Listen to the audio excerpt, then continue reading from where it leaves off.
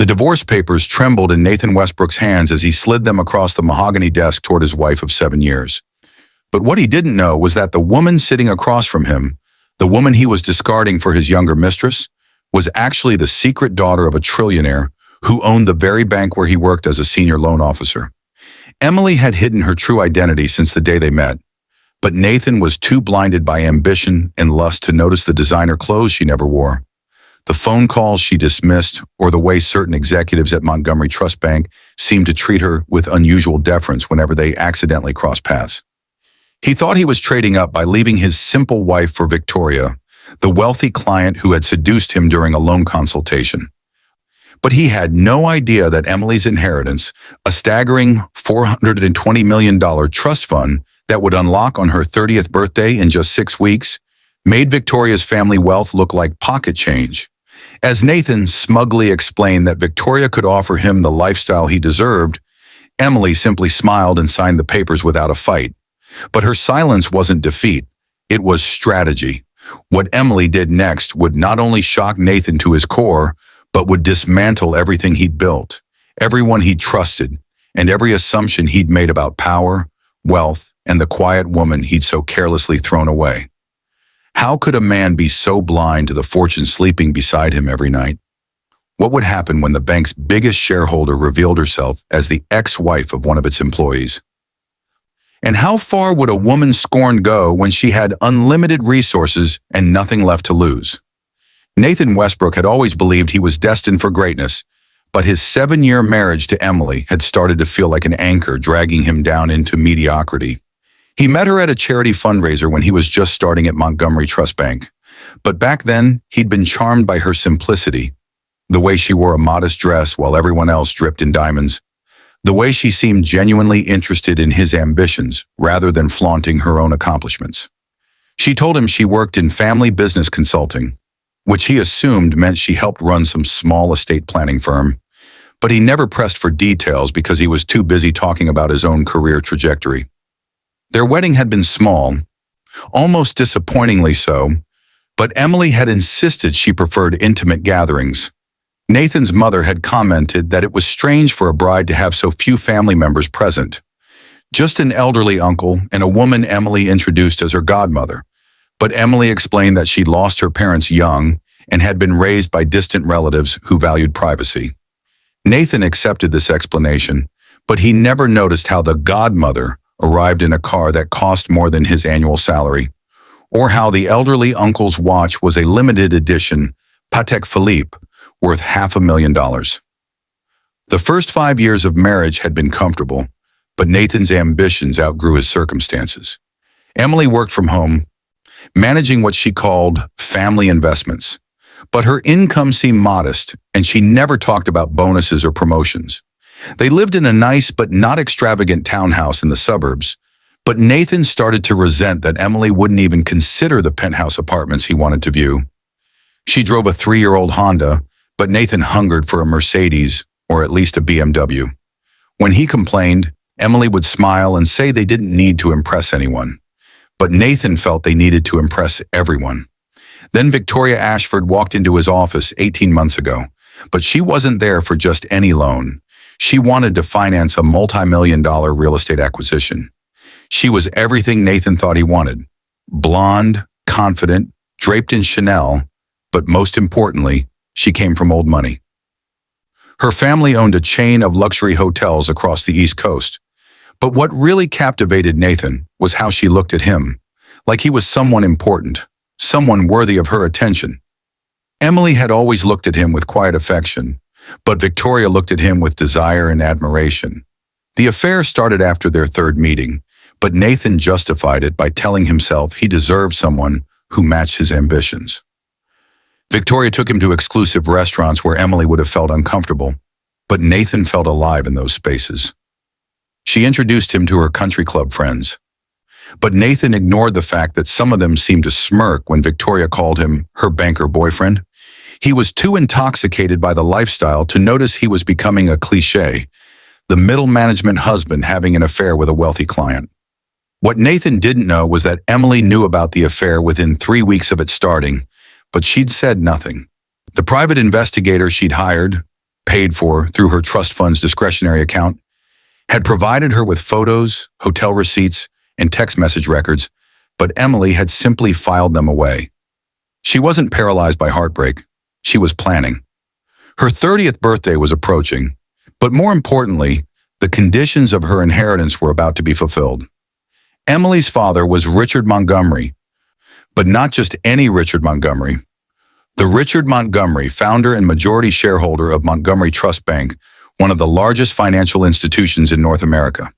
He'd built an empire worth $87 billion, but he died when Emily was 12 years old, leaving his fortune in a complex web of trusts designed to protect his only child from fortune hunters and false friends.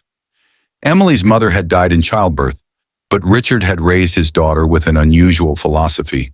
True character reveals itself when people don't know who you are.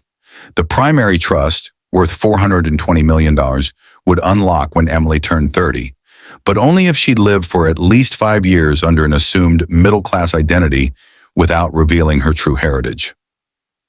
Richard's lawyers had set up an entirely separate identity for Emily after his death. Emily Harrison instead of Emily Montgomery, but complete with a legitimate social security number, educational records, and a carefully constructed backstory. She'd been allowed a modest living stipend of $75,000 per year, but anything beyond that had to come from her own work. The test was simple but brutal. Could she find authentic relationships without the corrupting influence of wealth? Nathan had passed the test initially, but he'd failed it spectacularly in the end. Emily had truly loved him in the beginning, but she'd watched him change over the years, becoming more materialistic, more status-obsessed, more willing to compromise his integrity for social advancement. The affair with Victoria was just the final confirmation of what Emily had already suspected. Nathan loved the idea of success more than he'd ever loved her, but Emily had learned patience from her father's godmother and trustee, Margaret Chen, a former federal judge who now managed the Montgomery family trusts. Margaret had told Emily on her 18th birthday, "Powerful people don't react immediately, but they respond strategically." So Emily waited, but she wasn't idle. She was preparing. The divorce meeting happened on a Tuesday morning in Nathan's home office, but he'd chosen the location specifically to assert dominance. He had Victoria waiting in a hotel room just 3 blocks away, but he planned to go straight to her after ending his marriage. The papers were already prepared by his lawyer, a colleague from his gym who'd given him a friend discount, but the settlement was almost insulting. Nathan would keep his retirement accounts and his car. Emily would keep her Honda and her consulting business, and they'd split the modest savings account 50-50. "You should know I'm doing this for both of us," Nathan said as Emily reviewed the documents, but his tone was patronizing rather than apologetic. "We've grown apart, but more importantly, I've outgrown what we had. Victoria and I are better matched, socially, financially, ambitiously." Emily looked up from the papers, but her expression was unreadable. "Victoria Ashford, the hotel heiress?" Nathan couldn't hide his surprise. "You know about her?" "I know about everything, Nathan," Emily said quietly. But there was something in her voice that should have warned him. "I've known since March of last year." "Then why didn't you say anything?" Nathan demanded, but he felt defensive rather than guilty. "Because I wanted to see how far you'd go," Emily replied, but she was already signing the papers with swift, decisive strokes. "I wanted to see if you'd choose integrity or ambition. You've made your choice clear." Nathan felt a surge of relief, but also slight disappointment that she wasn't fighting harder. "I hope there are no hard feelings. I'll make sure you're taken care of financially." "I don't need you to take care of me," Emily interrupted, but she smiled as she slid the signed papers back across the desk. "I never did." Something in her smile made Nathan uncomfortable, but he pushed the feeling aside. "Well, I hope we can both move forward positively. Victoria and I are planning to announce our engagement next month, but I wanted to make sure this was finalized first." "How thoughtful," Emily said, but her tone was ambiguous. She stood and gathered her purse, a simple leather bag that Nathan had always thought looked cheap, but was actually a vintage Hermes worth $40,000 that she'd inherited from her mother. "I'll be moved out by the end of the week. I'm sure you'll want to have Victoria over without any awkwardness." I appreciate your maturity about this, Nathan said, but he was already thinking about the celebration dinner he'd planned with Victoria. Emily paused at the door, but she didn't turn around. Nathan, do you remember when we first met? At that charity fundraiser for the Montgomery Foundation? Of course, Nathan said, but he was barely paying attention. Do you remember what the foundation does? Something about financial literacy and supporting families affected by corporate fraud, Nathan replied, but he never paid much attention to the details. It was my father's legacy project, Emily said softly, but then she walked out before Nathan could ask what she meant. Nathan dismissed the odd comment, but he was too excited about his new life to analyze it. Within 3 days, Victoria had moved into the townhouse, but she immediately started making changes. The furniture was too suburban, but the location was acceptable for now. Nathan's salary as a senior loan officer was decent, $185,000 per year plus bonuses, but Victoria made it clear they'd need to upgrade their lifestyle. Her family's wealth meant she had expensive tastes, but Nathan convinced himself he could provide for her. The first crack in Nathan's fantasy appeared 2 weeks after the divorce was finalized, but it came from an unexpected source. His boss, Daniel Park, called him into his office on a Friday afternoon, but the expression on Daniel's face was grave. Nathan, we need to discuss your loan portfolio, Daniel said, but he was pulling up files on his computer, specifically the Ashford Hotel acquisition you approved 18 months ago. Nathan felt his stomach tighten, but he kept his voice steady. The Ashford loan? That's one of our most solid commercial accounts. Victoria's family has been banking with us for 3 generations. That's what I thought too, Daniel said, but he turned his monitor so Nathan could see. But our audit department has been flagging some irregularities. The property valuations you used, they were significantly inflated. The appraisers you selected, but they all have connections to the Ashford family's business network. That's not unusual for commercial real estate, Nathan protested, but he felt sweat forming on his palms. Clients often have preferred vendors. Nathan, the properties were overvalued by nearly 40%, Daniel interrupted, but his voice was firm, which means the loan amount was fraudulently inflated. If those properties were foreclosed on today, but the bank would lose millions. This is a federal offense. Bank fraud, falsification of documents. I didn't falsify anything, Nathan said, but his voice was too loud. I processed the loan according to standard procedures. Did Victoria Ashford offer you anything of value in exchange for approving the loan at those inflated values? Daniel asked, but he was already pulling up more files. Because we have emails from your personal account to the appraisers, Nathan. Emails that suggest you knew the valuations were questionable, but you pushed them through anyway. Nathan's mind raced, but he realized with horror that Victoria had used his personal email to send those messages.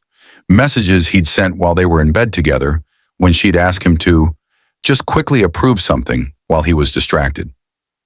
This is a misunderstanding, he said, but even he could hear the weakness in his voice. I can explain. The federal banking regulators are already involved, Daniel said, but his expression was sympathetic despite the severity of the situation. Nathan, I have to suspend you pending the investigation. Security will escort you out, but you need to get a lawyer immediately. The walkout of Montgomery Trust Bank was the most humiliating experience of Nathan's life, but it was about to get worse. Victoria wasn't answering her phone, but when he finally reached her that evening, her response was cold. Nathan, my lawyers advised me not to speak with you. You signed those documents as the loan officer of record, but I was just a client following your professional guidance. You set me up, Nathan shouted, but Victoria had already hung up. Over the next week, Nathan's life collapsed, but each revelation was more devastating than the last. Victoria's family lawyers issued a statement denying any wrongdoing, but they threw Nathan completely under the bus. The federal investigation expanded, but prosecutors seemed to have an unusual amount of detailed evidence, including records of Victoria's emails to Nathan that somehow proved she'd manipulated him, but also proved he'd been negligent enough to be criminally liable. Then Nathan received a letter from a law firm he didn't recognize, but the letterhead made his blood run cold. Chen and Associates, trustees for the Montgomery Family Trust. The letter was brief. You are hereby notified that Emily Montgomery, formerly known to you as Emily Harrison Westbrook, is the sole heir and beneficiary of the Richard Montgomery Trust, valued at approximately $420 million. As the primary shareholder of Montgomery Trust Bank, 67% ownership, Ms. Doria Montgomery has been briefed on your employment situation in the ongoing federal investigation. While Ms. Montgomery has no direct involvement in the regulatory proceedings, but she has requested that we inform you that all legal matters will be handled through appropriate channels. Any attempts to contact Ms. Montgomery directly will be considered harassment. Nathan read the letter 5 times, but his brain couldn't process it. Emily Montgomery, Richard Montgomery, the Richard Montgomery who'd founded the bank, but who died when Nathan was still in high school. Emily was his daughter, but she'd been married to Nathan for 7 years under a false name. The woman he'd pitied for her lack of sophistication, but she literally owned the bank where he'd worked. The inheritance he'd dismissed, but it was worth more than he'd earned in 10 lifetimes. His hands shaking, Nathan did what he should have done years ago. He researched, but every search result was a knife to his heart. Emily Montgomery, age 29, but sole heir to the Montgomery fortune. Raised in privacy after her father's death, but location and identity protected by one of the most sophisticated legal trust structures in American history. The Montgomery Foundation, the charity where they'd met, but it had been founded by Emily's father, the godmother at their wedding, but she was Margaret Chen, one of the most powerful attorneys in the country. The elderly uncle, but he was actually the former CEO of Montgomery Trust Bank. Every sign had been there, but Nathan had been too self-absorbed to see them. Emily's refusal to move to a penthouse, but she probably owned several already through her trust.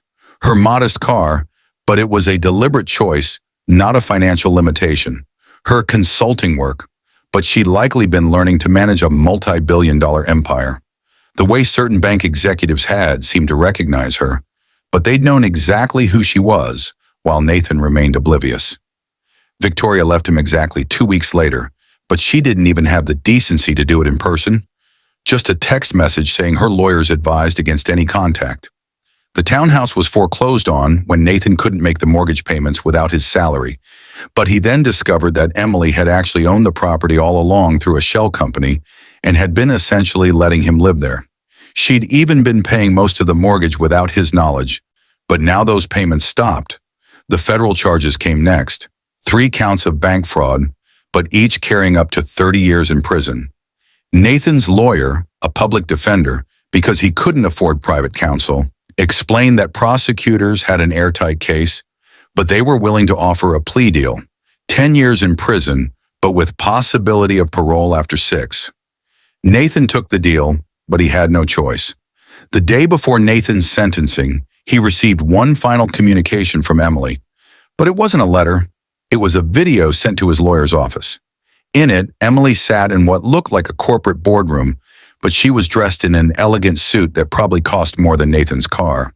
She looked different, confident, powerful, every inch the billionaire heiress she'd always been. "Hello, Nathan," she said, but her voice was calm and professional. "I wanted you to understand what happened, but more importantly, why it happened. When I met you 7 years ago, I genuinely believed you were a good person. You seem kind, ambitious in a healthy way, but most importantly, you seemed to love me for who I was rather than what I had. My father designed this trust structure to protect me from fortune hunters, but also to help me find authentic relationships. You passed the initial test, Nathan. I actually loved you." She paused, but her expression hardened slightly. "But over the years, I watched you change. You became obsessed with status and appearances, but you started to resent me for not being wealthy enough. The irony is exquisite, isn't it?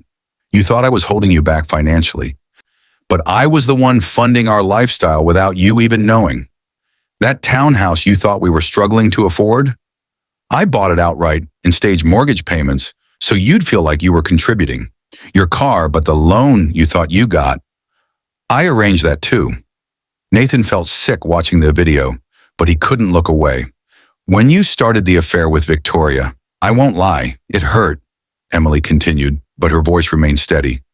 "But it also clarified everything. You were willing to betray our marriage vows for someone you perceived as wealthier and more socially connected, but you didn't even verify what you were giving up. Victoria, by the way, approached you deliberately. Her family's hotels have been failing for years, but they needed fraudulent loans to stay afloat. She seduced you specifically because you were a loan officer at Montgomery Trust Bank.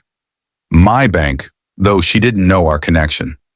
She played you perfectly, Nathan, but you were so blinded by ambition that you never questioned why a supposed heiress would be interested in a middle management banker.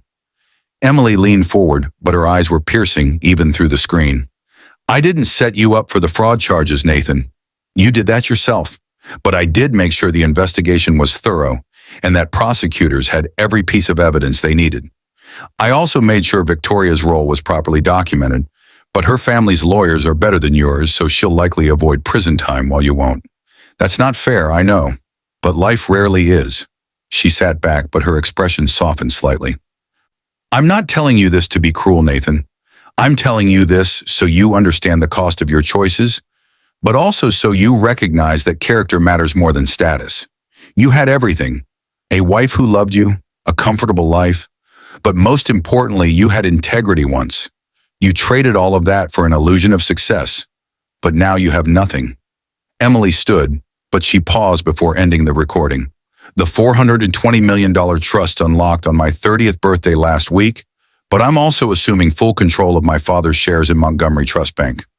I'll be joining the board of directors, but I'll be focusing my energy on the Montgomery Foundation, continuing my father's work of helping families destroyed by financial fraud. People like Victoria's future victims, but also people like who you used to be before ambition corrupted you. She walked toward the camera, but stopped just before turning it off. I've instructed my lawyers not to pursue any civil claims against you beyond what the federal government requires, but I have one final message. I forgive you, Nathan. Not because you deserve it, but because carrying anger would only hurt me. You'll have plenty of time in prison to reflect on your choices, but I hope you use that time to find the person you used to be. Goodbye. The video ended, but Nathan sat in stunned silence. His lawyer cleared his throat uncomfortably, but asked if Nathan wanted to respond. Nathan shook his head. What could he possibly say? The sentencing hearing the next day was brief, but the judge's words echoed in Nathan's mind. Mr. Westbrook, you abused a position of trust for personal gain, but you also betrayed an institution that placed faith in your integrity. 10 years in federal prison is the sentence, but the real punishment is living with the knowledge of what you destroyed. As federal marshals led Nathan away in handcuffs, but he caught a glimpse of Emily in the back of the courtroom. She was watching silently, but her expression wasn't triumphant. It was sad. Next to her sat Margaret Chen and the elderly gentleman from their wedding, but now Nathan recognized them as the powers behind the Montgomery Empire. They'd been watching him for 7 years, but he'd been too blind to notice. In that moment, Nathan finally understood the full scope of his failure, but understanding came too late. He'd divorced the secret daughter of a trillionaire who owned the very bank he'd worked for, but he'd done it to marry a con artist who'd used him to commit fraud. He'd walked away from a $420 million inheritance without ever knowing it existed. But more importantly, he'd walked away from a woman who genuinely loved him before he'd destroyed that love with his own vanity and betrayal. The irony was indeed exquisite, but it was also devastating. Nathan had spent 7 years sleeping next to one of the wealthiest women in America while dreaming of finding wealth elsewhere, but his dreams had led him straight to a prison cell. Emily had passed her father's test. She'd found authentic relationships and built genuine character. But Nathan had failed his own test of character spectacularly. As the prison transport drove away from the courthouse, but Nathan's last thought was of Emily's final words. I forgive you, but I hope you find the person you used to be. The tragedy was that Nathan couldn't even remember who that person had been, but he would have 10 years to search for the answer. Emily, meanwhile, would spend those same years building an empire and helping others, but she would do it with the wisdom that comes from surviving betrayal and emerging stronger. The story of their marriage became an urban legend in financial circles. The banker who divorced a secret billionaire for a fraudster, but lost everything because he valued status over substance. Emily never married again, but she built the Montgomery Foundation into one of the most influential charitable organizations in America. Nathan served 8 years before parole, but he emerged from prison a different person, humbled, reflective, and finally understanding that true wealth has nothing to do with bank accounts and everything to do with character.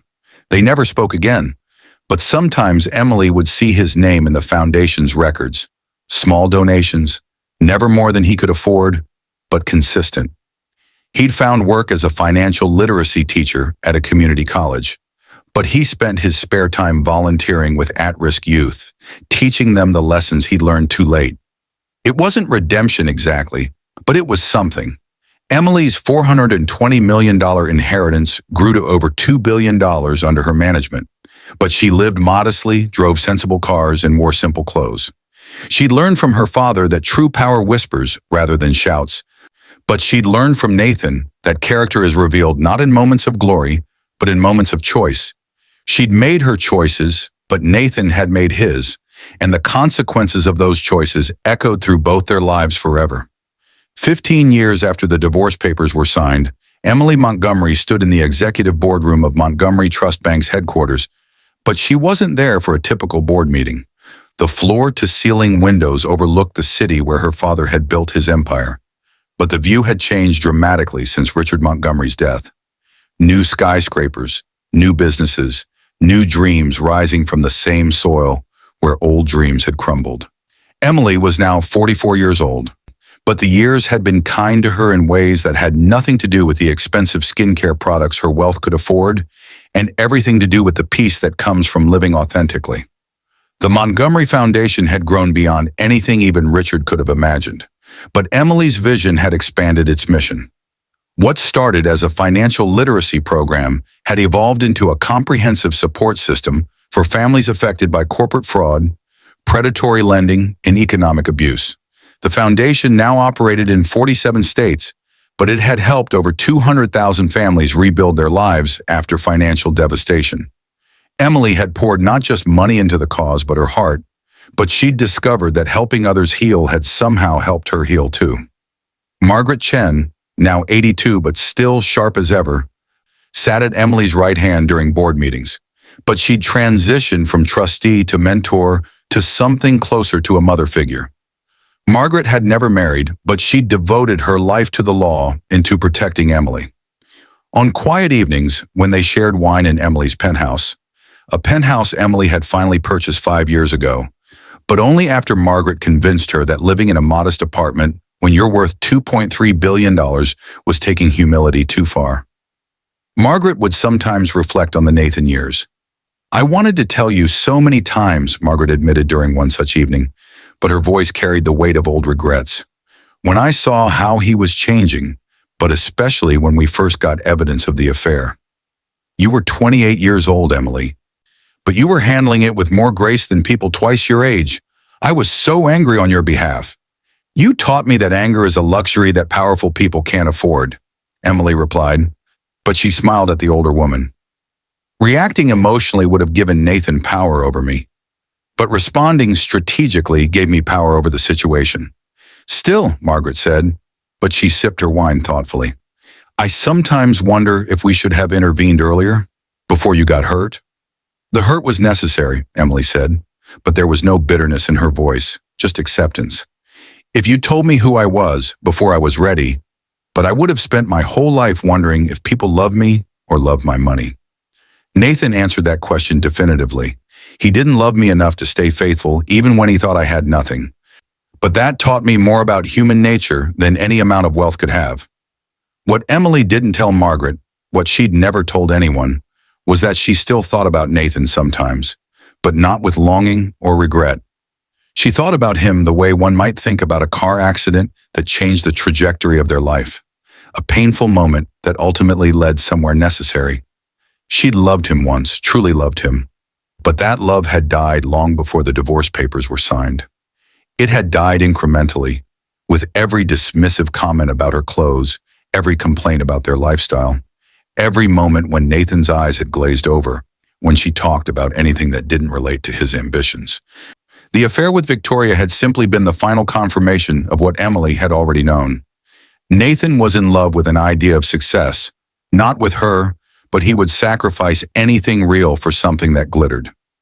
In a strange way, Emily had been grateful when the affair started, but it had given her permission to stop trying to save a marriage that was already dead. Nathan's story, meanwhile, had taken turns that surprised even Emily, but she'd kept track through the Foundation's networks and through occasional reports from the bank's security department. He'd served 8 years in federal prison, but the man who emerged bore little resemblance to the ambitious banker who'd walked in. Prison had stripped away Nathan's ego like layers of paint. But underneath all that vanity was someone Emily barely recognized, someone who might have been the person Nathan was meant to be all along. After his release, Nathan had struggled initially, but federal fraud convictions don't make for easy job searches. He'd worked as a stockroom clerk at a warehouse for 2 years, but then a community college in a small town 3 hours away had taken a chance on him. They needed someone to teach financial literacy classes to first-generation college students, but they were willing to overlook his criminal record if he could prove he'd learned from his mistakes. Nathan had seized the opportunity, but he'd thrown himself into teaching with an intensity that surprised everyone, including himself. The students loved him, but not because he was particularly charismatic or because he made finance exciting. They loved him because he was brutally honest about his failures, but he used his own destruction as a cautionary tale.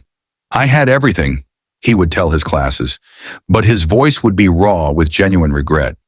A wife who loved me, a good job, a comfortable life, but I threw it all away because I wanted more than I needed.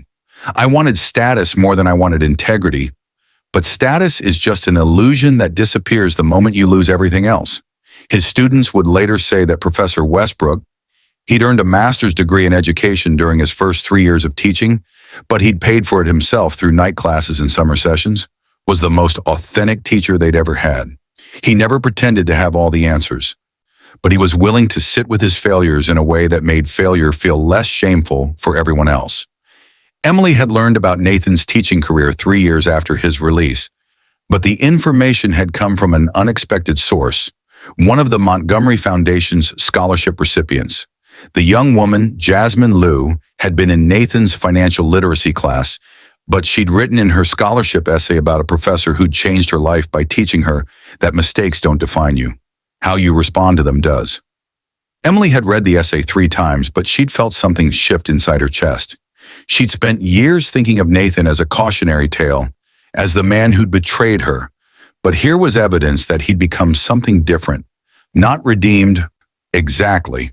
Redemption was too clean a word for the messy reality of human transformation, but change in some fundamental way. She'd asked her assistant to research Nathan's current situation, but discreetly, without revealing Emily's interest. The report that came back was surprisingly detailed. Nathan lived in a small rental house near the community college, but he drove a 12-year-old sedan and lived on a teacher's salary of $48,000 per year. He volunteered 20 hours a week at a youth center, but he ran a financial literacy program for teenagers from low-income families. He'd published a book, self-published, not a major press, called The Price of Ambition, a memoir of fraud, loss, and rebuilding. But the proceeds went entirely to a victims fund for people who'd been harmed by financial fraud. The book had sold modestly, about 15,000 copies, but it had found an audience among people in recovery from various forms of addiction to success, money, and status. Nathan's writing was raw and unflinching, but he didn't spare himself any judgment. The chapters about his marriage to Emily were particularly painful to read, but he'd changed the names and identifying details to protect her privacy. Emily had purchased a copy anonymously and read it in one sitting, but she'd cried for the first time in years. Not because Nathan's regret made her forgive him. She'd already done that for her own sake, but because the man who wrote those words was someone she might have liked if she'd met him now instead of 15 years ago. He wrote about their marriage with such clarity about his own failures, but also with genuine appreciation for who Emily had been.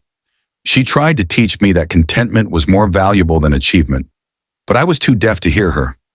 She showed me every day that character matters more than status, but I was too blind to see. She loved me despite my flaws, but I couldn't love her without resenting her for not matching my image of success. Margaret had caught Emily reading the book one evening, but the older woman had simply sat beside her without comment. When Emily finally closed the book, but Margaret had asked gently, "How do you feel?"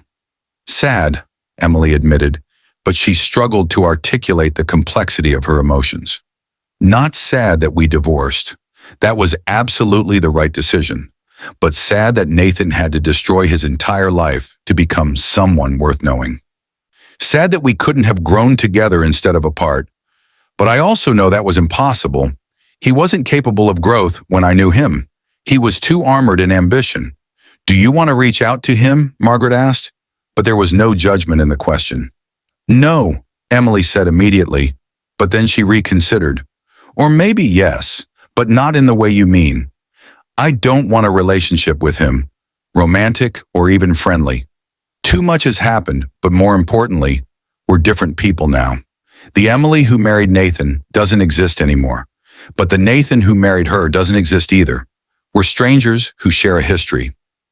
But Emily did do something, though she kept it secret from everyone except Margaret. She established a fund through the Montgomery Foundation specifically designed to support financial literacy programs at community colleges. But the grant criteria were written in such a way that Nathan's program would qualify. When his college applied and received a $500,000 grant to expand their financial education initiatives, but Nathan had no idea that his ex-wife was behind it. The grant allowed Nathan to hire 2 additional instructors and expand the program to local high schools, but it also funded scholarships for students who completed the program. In his thank you letter to the foundation, addressed to the generic grants department, not to Emily personally, Nathan wrote, "This funding will change lives, but it will also honor the memory of Richard Montgomery, whose vision for financial literacy and ethical banking created a model that I wish I'd followed when I had the chance. I failed his bank and betrayed his principles when I worked there, but I'm grateful for the opportunity to serve his legacy now in some small way." Emily kept that letter in her desk drawer, but she never responded to it.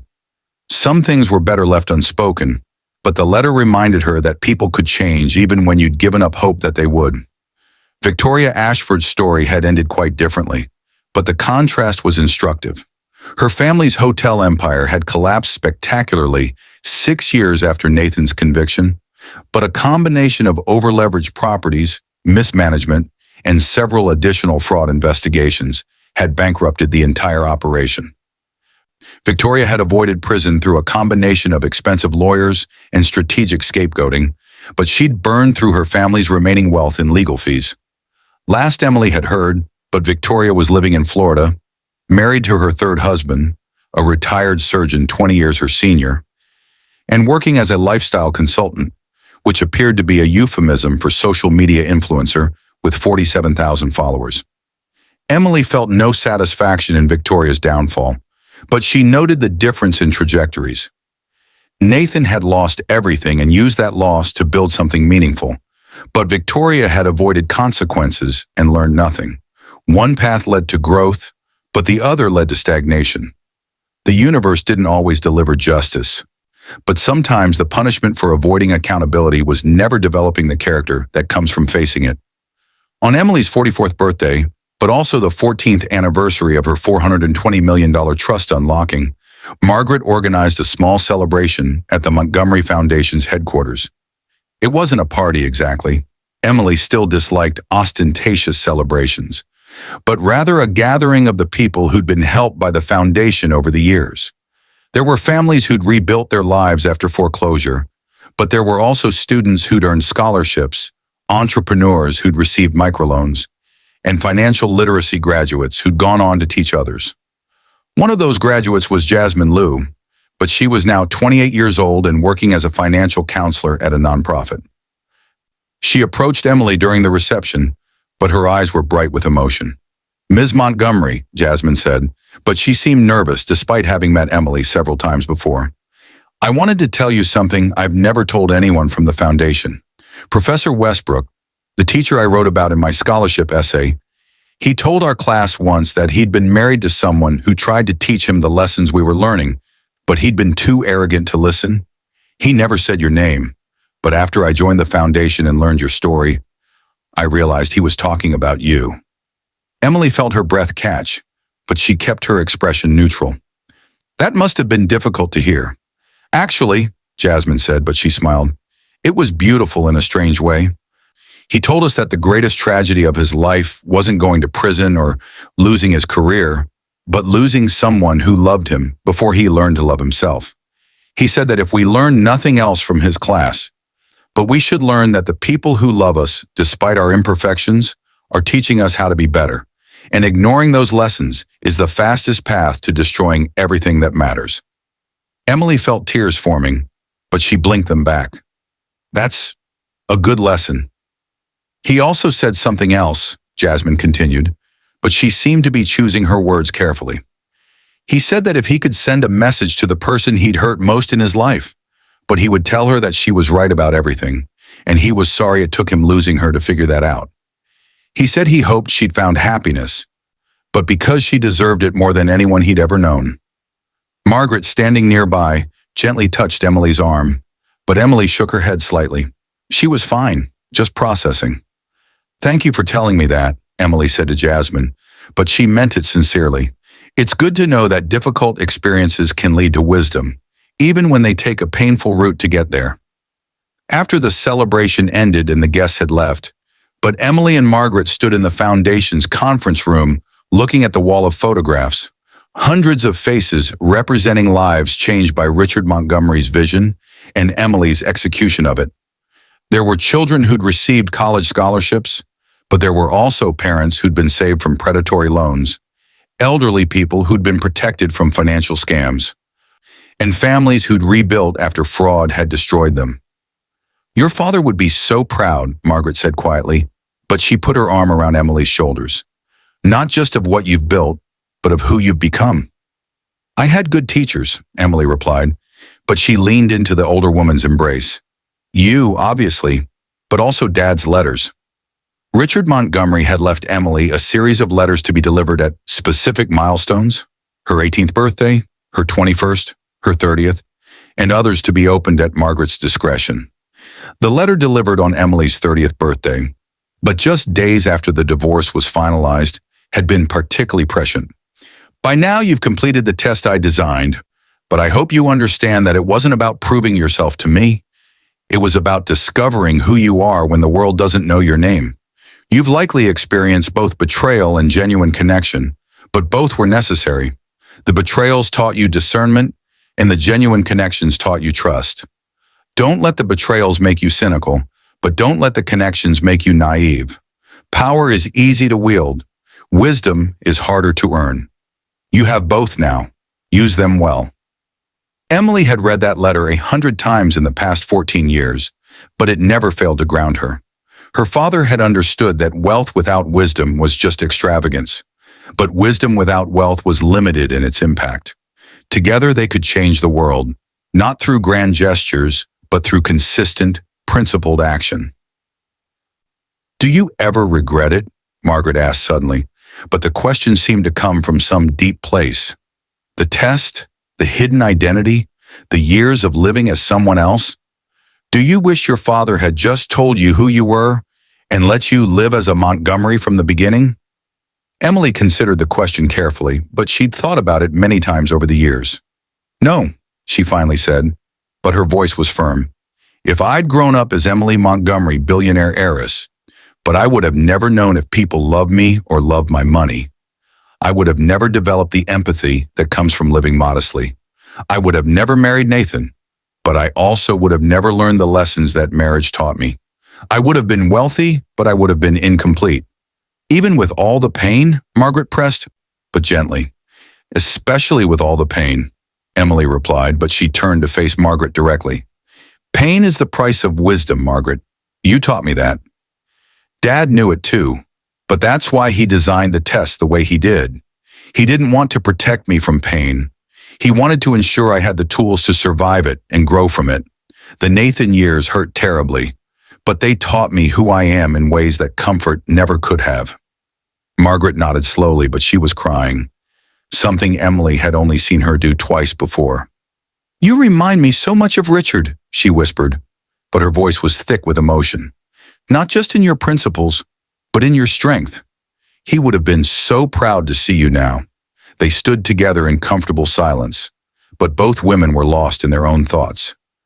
Emily was thinking about the strange mathematics of loss and gain, how losing Nathan had somehow allowed her to find herself, but how his betrayal had paradoxically freed her to become someone more authentic. If he'd never cheated, if he'd never revealed his true priorities, but she might still be trapped in a mediocre marriage, wondering if she was enough, questioning her own worth.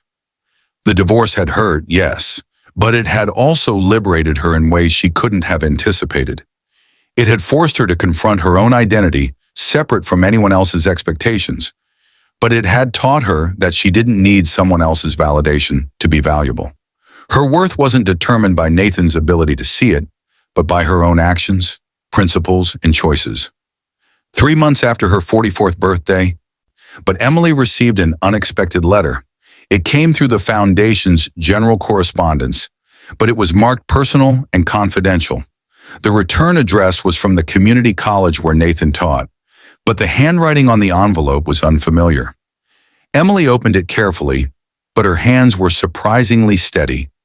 Inside was a short letter from Nathan's department chair, but it explained that Nathan had been diagnosed with early-onset cancer, treatable, but serious, during his treatment planning.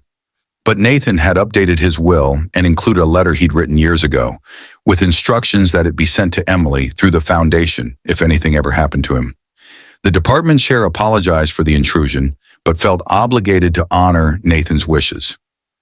The second envelope was sealed with wax, an oddly formal touch, but Emily recognized Nathan's handwriting on the outside.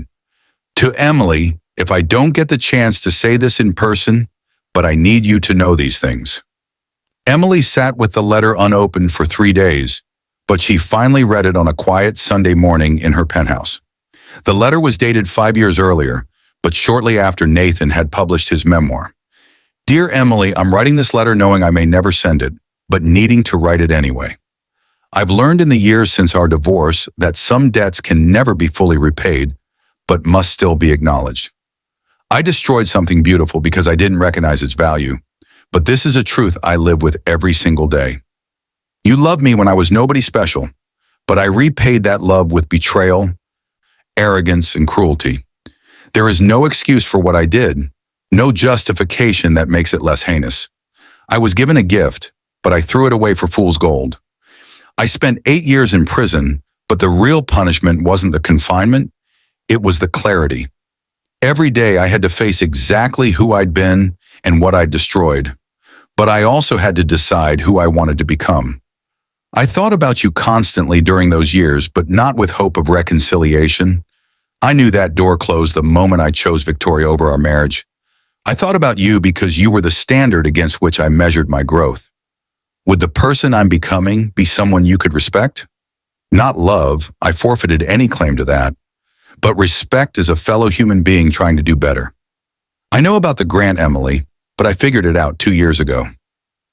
The criteria were too specific, the timing too perfect, but mostly I recognized your father's philosophy in the program design. You gave my students opportunities I didn't deserve to offer them, but you did it because you're genuinely committed to the mission, not because of any remaining feeling for me. That's who you've always been, principled even when it would be easier to be petty. I don't expect forgiveness, but I need you to know that I finally understand what you tried to teach me during our marriage. Contentment isn't settling, it's wisdom, but I was too foolish to see the difference. Character isn't displayed through status symbols. It's revealed through choices. But I made terrible choices when it mattered most. Love isn't about what someone can do for your image. It's about who they help you become. But you tried to help me become someone better, and I rejected that gift. I've built a small life here, nothing impressive, but nothing I'm ashamed of. But it's authentic in a way my old life never was. I help students avoid the mistakes I made, but I'm honest about my failures. I've learned that the greatest service I can offer the world is to be a cautionary tale, but also to show that failure doesn't have to be permanent if you're willing to genuinely change. I heard that you never married again, but I hope that's not because of what I did to you. You deserve love, Emily. Real love from someone who recognizes your value before you reveal your worth, but someone who chooses you every day, not just when it's convenient. You deserve that from me, but I failed you spectacularly. If you're reading this letter, but it means something has happened to me and I didn't get the chance to tell you these things in person. I'm not sure I would have had the courage to say them face to face anyway, but writing them feels important. You changed my life twice. Once by loving me when I didn't deserve it, but then again by refusing to let my betrayal destroy you. Watching you build the foundation from a distance, but seeing the lives you've changed has taught me more about genuine success than anything I learned in my ambitious years. Thank you for the grant, but thank you for the lesson your entire existence teaches, that true power is exercised through service, that real wealth is measured in impact, but that the greatest success is becoming someone you don't have to apologize for being. I hope you're happy, Emily, but I hope you found peace. You were always searching for authenticity, but I hope you've discovered it, both in the world around you and within yourself, with genuine remorse and deep respect, Nathan. Emily read the letter twice, but then she folded it carefully and placed it back in the envelope. She felt a complex mixture of emotions, sadness for the years lost, but also a strange sense of closure.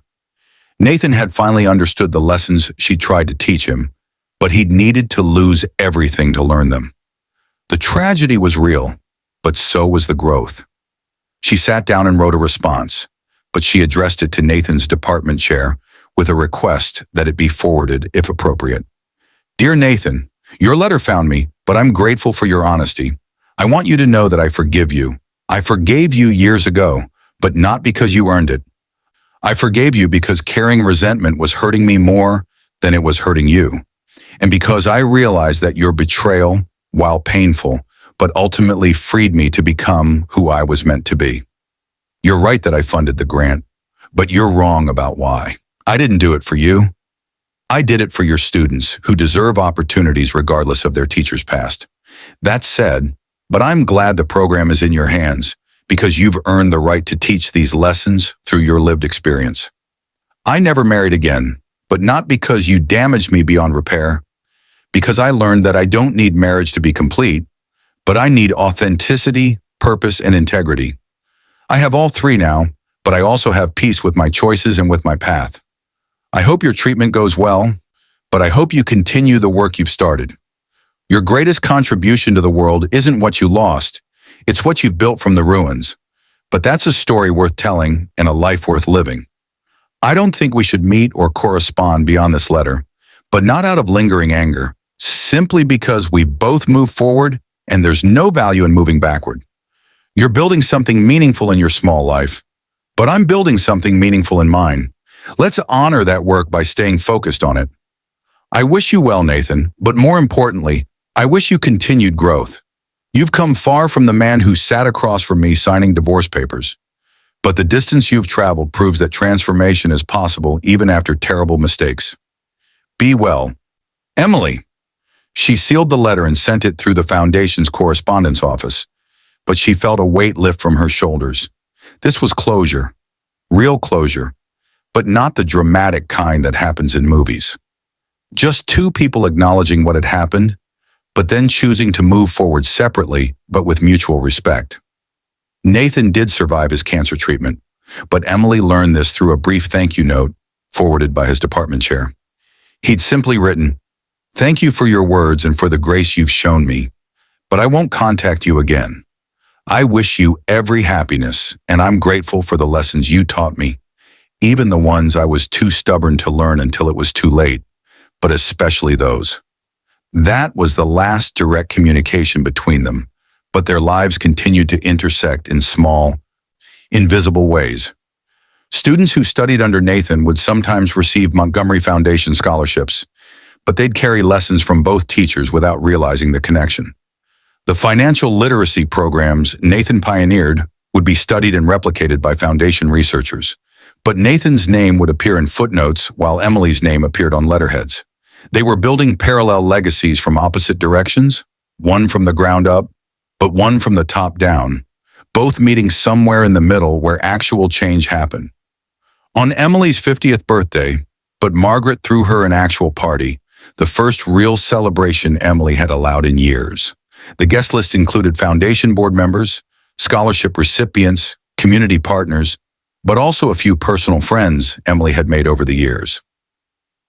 These were people who knew her as Emily, not just as a Montgomery, but who valued her for her character rather than her resources.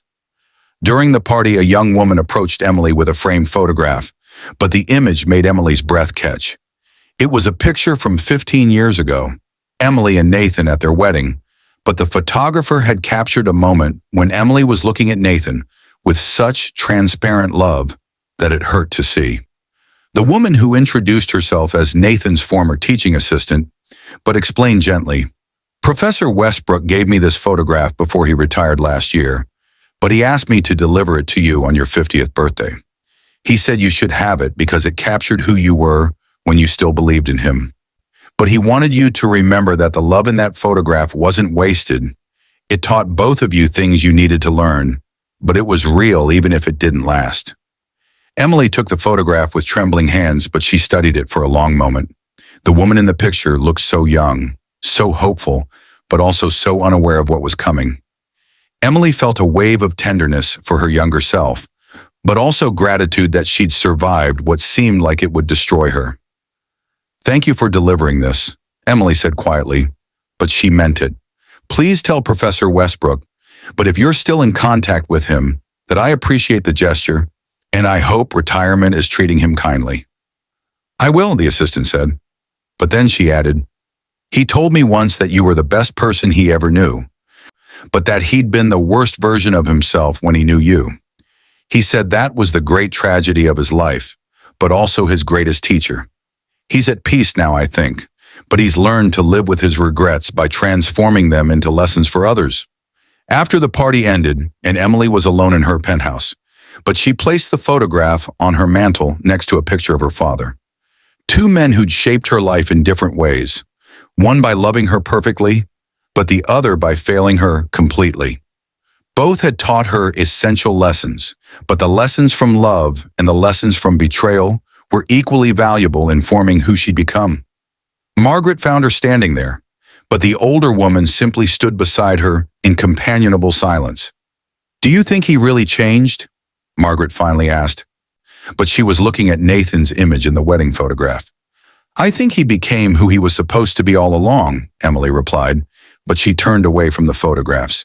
"He just took a terrible route to get there, but he destroyed a lot of things, including our marriage along the way. The change is real, but it doesn't erase what happened. Both things can be true." "And how do you feel about that?" Margaret pressed, but gently. Emily considered the question carefully, but she finally smiled. A real smile, warm and genuine. "I feel grateful," she said, but the answer surprised even herself.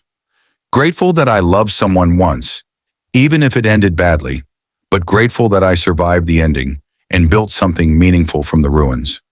Grateful that Nathan eventually became someone worth respecting, but also grateful that I'm not married to him. Grateful for the pain because it taught me strength, but grateful for the peace that came after." She paused, but then continued, "Most of all, I'm grateful that I learned the difference between settling and contentment, but between ambition and greed, between love and infatuation. Nathan was a painful teacher, but the lessons stuck. I wouldn't trade the wisdom I gained for anything, but I also wouldn't go back and change my choice to leave. Both things are true, and I'm finally at peace with that paradox." Margaret hugged her tightly, but when she pulled back, her eyes were wet. "Your father would be so very proud of who you've become, Emily, but so am I. You took the worst thing that happened to you and transformed it into wisdom, but then you used that wisdom to help thousands of others. That's not just success, it's legacy." Emily looked around her penthouse, tastefully decorated but not ostentatious, but comfortable without being extravagant. She thought about the foundation's work, but about the lives changed and the futures brightened. She thought about Nathan teaching financial literacy in a small college town, but using his failures to prevent others from making the same mistakes. She thought about Victoria, wherever she was, but hopefully finding some version of peace, even if she'd never found wisdom. And she thought about herself, 44 years old, but unmarried and content with that status, wealthy beyond measure, but using that wealth purposefully, scarred by betrayal, but not broken by it, shaped by loss, but not defined by it. She'd become exactly who her father hoped she'd be. But she'd done it by surviving trials he couldn't have fully anticipated. The story that started with Nathan's betrayal had evolved into something much larger, a story about resilience, transformation, but about the difference between revenge and justice, between bitterness and wisdom.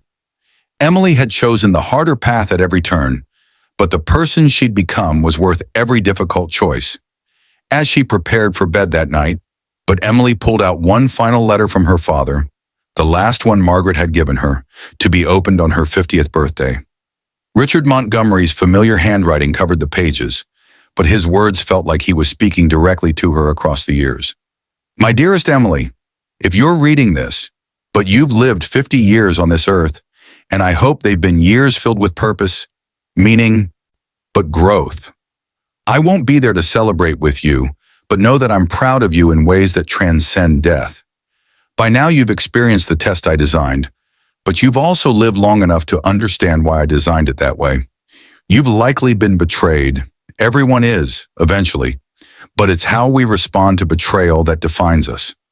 You've likely loved and lost, but both experiences are necessary for developing wisdom. You've likely discovered that wealth without purpose is just accumulation, but purpose without resources is limited in its impact. I hope you've learned that the greatest power we have is the power to choose who we become, but that choice is made new every single day. I hope you've discovered that forgiveness isn't weakness, but strength, but that boundaries aren't cruelty, but wisdom. I hope you understand that success isn't measured in what you accumulate, but in what you contribute. But that legacy isn't about being remembered.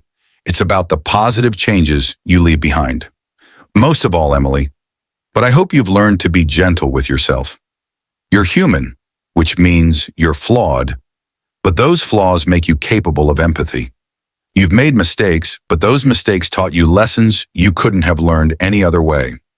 You've been hurt, but that pain made you capable of healing others. Whatever has happened in your 50 years, whoever betrayed you, but whoever loved you, whoever disappointed you, but whoever surprised you, I hope you've integrated all of it into wisdom. Don't regret the hard times. They taught you strength, but don't dismiss the joy either. It taught you gratitude.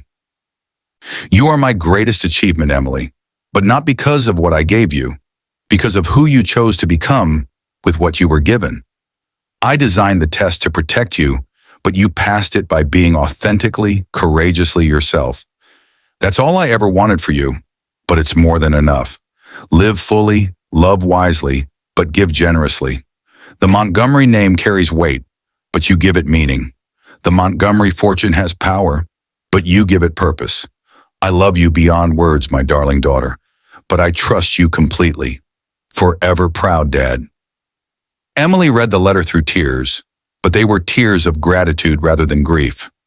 Everything had happened exactly as it needed to, but every painful moment had served a purpose. Nathan's betrayal, the divorce, but the years of rebuilding, all of it had been necessary to transform her from Richard Montgomery's protected daughter into Emily Montgomery, the woman who would carry his legacy forward in ways he'd never imagined. She placed her father's letter in a special box with all the others, but then she turned off the lights and looked out at the city skyline. Somewhere out there, but Nathan was probably sleeping in his small rental house, maybe dreaming of the lessons he'd teach tomorrow. Somewhere Victoria was posting filtered photos to Instagram, but chasing whatever version of success she thought mattered this week. Somewhere Margaret was reading legal briefs, but protecting the foundation's mission with the same fierce dedication she'd protected Emily. And here Emily stood, scarred but strong, but betrayed but not broken. Wealthy but not corrupted, powerful but not cruel. She'd become the woman her father hoped she'd be, but she'd done it by surviving the very betrayals he'd tried to protect her from. The protection wasn't in avoiding pain, but in having the character to survive it and grow from it. 15 years after the divorce that should have destroyed her, but Emily Montgomery was finally, completely, authentically herself. The story that started with unaware his wife was the secret daughter of a trillionaire, but had evolved into something much more profound, aware of exactly who she was, but secure in the knowledge that her value had never depended on anyone else's ability to recognize it. That was the real ending, but also the real beginning. Not of a love story or a revenge tale, but of a life lived with intention, integrity, but purpose. The rest was just details, and Emily had learned that details matter far less than the principles that guide how you handle them. She smiled at her reflection in the darkened window, but the woman looking back was someone she was proud to be. That, more than any fortune or any revenge, but was the greatest inheritance her father could have given her, the gift of becoming herself. The epilogue of Nathan and Emily's story wasn't about reconciliation or revenge, but about two people who'd broken each other finding separate paths to wholeness. One through humiliation and rebuilding, but the other through betrayal and rising. Both paths were valid, but both required courage, and both ultimately led somewhere worth going. And that, Emily thought as she finally climbed into bed, but was as close to a happy ending as real life ever offered. Not perfect resolution, but honest transformation. Not painless victory, but meaningful growth. Not a fairy tale, but something better. A real story about real people becoming their best selves, even when the journey destroyed them first. She slept peacefully that night, but her dreams were of tomorrow's foundation meeting, next month's scholarship ceremony, but next year's program expansion. The past had taught her everything she needed to know, but the future held everything she'd built with that knowledge. That was enough, but it was also everything.